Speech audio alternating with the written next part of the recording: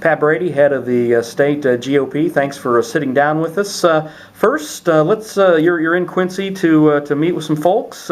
Give us your assessment of the Republican Party in Adams County in West Central Illinois. That's a resurgent Republican Party down here in Adams County. You know, I've got Randy Freese running for the Senate. I think he's going to win that seat. And you've got Jill Tracy plus all the support around him, and had a great 2010 down here, really cleaned up, and want to continue building on that. Do you consider that Freese-Sullivan race a Tier 1 race? Yes, absolutely. I think that's a race we're going to win. It's going to be both good guys, but it's going to be a Chicago Democrat versus a hometown guy with a lot of good ideas.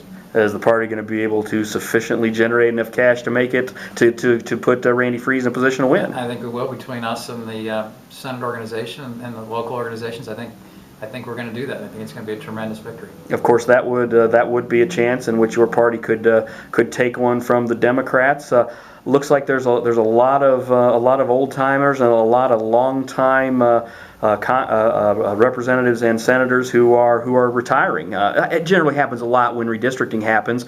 Is this an opportunity for your party to regain some majorities? Yes, absolutely. And most of those old timers are Democrats. We have really a younger crop of good, enthusiastic, principled, idea-oriented candidates in the Republican Party this time. We had Tom, the leader in the House, Tom Cross, and Christine Radonio, the leader in the Senate, had a tremendous recruiting year, and the Democrats had trouble recruiting. So I'm very optimistic on 2012. We talked about, I briefly mentioned redistricting.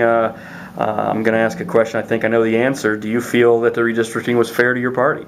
You know, whether I think it's fair or not doesn't matter. The courts are going to decide it, but I think we can all agree the Democrats overreached, and I think it's going to backfire on them. I think we're going to have 6 congressional seats in play that we're going to win.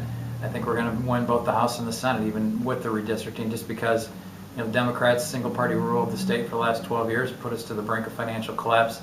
People are fed up, whether you call yourself a Republican, Independent, Tea Party, whatever.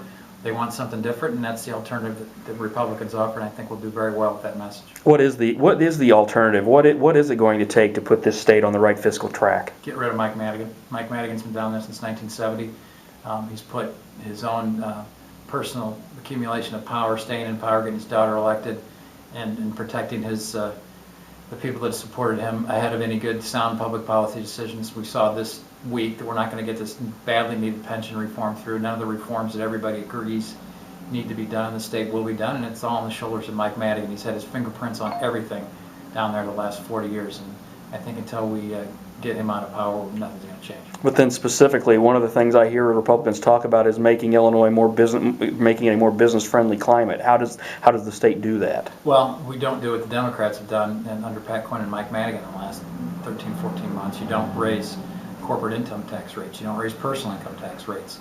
You don't have the corruption we've had in the last 10 years. You need to create an environment that is business-friendly. Low regulation, low taxes, good educational system, low crime, and no corruption. You do that, people will beat your door down. Do what Indiana and Wisconsin have done, not what Pat Quinn and Mike Madigan have done.